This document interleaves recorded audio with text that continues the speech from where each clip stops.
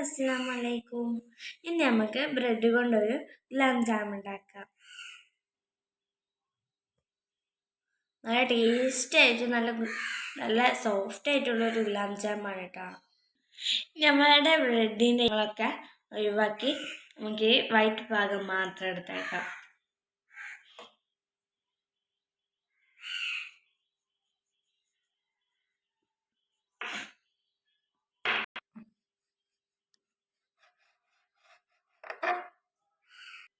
ഇങ്ങനെ 4 ഭാഗവും കട്ട് ചെയ്തെടുക്കട്ടെ. പിന്നെ ഞാൻ ഇതിനെടുത്തിട്ടുള്ളത് 8 ബ്രെഡാണ്. കൂടുതൽ സാധനം വേണമെന്നുണ്ടെങ്കിൽ കൂടുതൽ ബ്രെഡൊക്കെ എടുക്കട്ടോ. പിന്നെ നമ്മളെ ബ്രെഡ് ഇങ്ങനെ ചെറുതാക്കി കട്ട് ചെയ്തെടുക്കട്ടോ, 4 ആക്കിയിട്ട്. ചെറിയ പീസുകളാക്കിയ ശേഷം നമുക്ക് നമ്മുടെ മിക്സിയിലെ ജാറിലേക്ക് ഇട്ട് കൊടുക്കാം.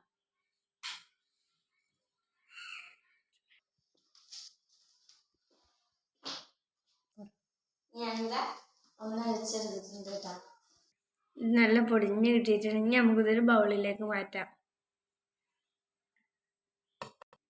നല്ല വൈറ്റായി കിട്ടാൻ വേണ്ടിയിട്ടാണ് നമ്മൾ ആ സൈഡത്തെ ഭാഗം ഒഴിവാക്കിയത് കേട്ടോ. നമുക്ക് പാല് കുറച്ചായി ഒഴിച്ച് കൊടുക്കാം.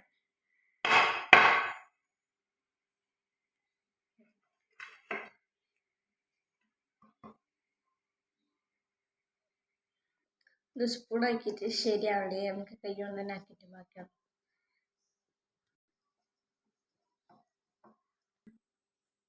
ഇനി നമുക്ക് ഇതിന് കുറച്ച് ഇങ്ങനെ എടുത്തിട്ട് നമുക്ക് റോൾ ചെയ്ത് കൊടുക്കാം. എന്തെങ്കിലും ഉരുട്ടുമ്പോഴേ ഉരുളകളായി വരും. അപ്പോഴാണ് നമ്മുടെ പാല് പാകണമെന്ന് മനസ്സിലാവുക. ഇത് ഒന്ന് പ്രസ് ചെയ്ത് ഉരുട്ടി കൊടുക്കുക. ഒരു വിള്ളൽ പോലും പാടില്ല കേട്ടോ. നമ്മള് വിള്ളലുകളൊന്നും ഇല്ലാതെ നല്ല സെറ്റ് ആവാനാട്ടോ നമ്മള് പ്രസ് ചെയ്ത് കൊടുക്കുന്നത്. അതായില്ലേ, കുഞ്ഞു ബോൾസായി നമുക്ക് കിട്ടിയിട്ടുണ്ട് കേട്ടോ.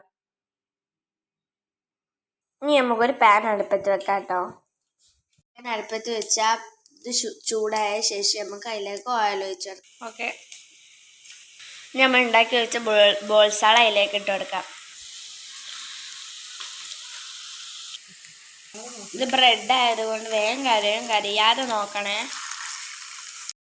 ഇതാ കുറച്ചൊക്കെ ഗോൾഡൻ കളറായി വരുന്നുണ്ട്. ഇനി ഒന്നുകൂടി ഗോൾഡൻ കളറാവണം കേട്ടോ. നമ്മുടെ വൈറ്റ് ഉണ്ടമണികളൊക്കെ ഇതാ നല്ല ഗോൾഡൻ കളറായി വരുന്നുണ്ട്. ഇത് സിമ്മിലിട്ടിട്ട്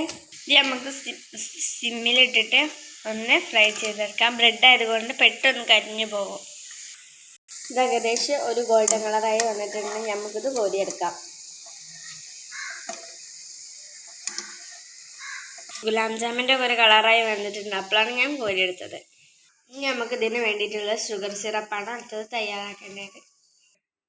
നമുക്ക് ഷുഗർ സിറപ്പിനുള്ള വെള്ളം ഒഴിച്ച് കൊടുക്കാം.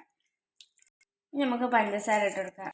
ഇനി നമുക്ക് 3 ഏലക്ക പൊട്ടിച്ചിടാം കേട്ടോ, പൊടിച്ചിടാം. നമ്മൾ ഷുഗർ സിറപ്പ് നല്ല തിളച്ച് വന്നിട്ടുണ്ട് കേട്ടോ. തിളച്ച് കുറച്ചിങ്ങനെ കുറുകി വരണേ. ഇത് കുറച്ചൊക്കെ ഇങ്ങനെ കുറുകി വന്നിട്ടുണ്ട്. നമുക്ക് ഈ പരിപാടിയാണ് വേണ്ടത്. നമുക്ക് ഫ്ലെയിം ഓഫ് ചെയ്യാം. നമ്മൾ ഫ്രൈ ചെയ്തെടുത്തതിലേക്ക് നമ്മൾ ഷുഗർ സിറപ്പ് ഒഴിച്ച് കൊടുക്കാം. ചെറിയ ചൂടോട് കൂടിയിട്ട് ഒഴിച്ച് കൊടുക്കണം കേട്ടോ. എല്ലാ ഭാഗത്തേക്കും നമ്മുടെ ഷുഗർ സിറപ്പ് ആക്കി കൊടുക്കാം.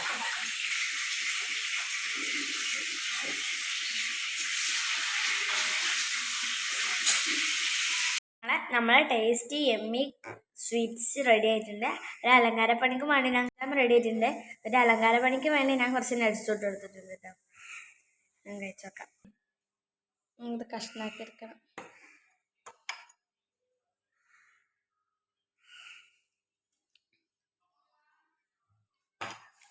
ടേസ്റ്റി സ്വീറ്റ് ആണ് കേട്ടോ. ടേസ്റ്റ്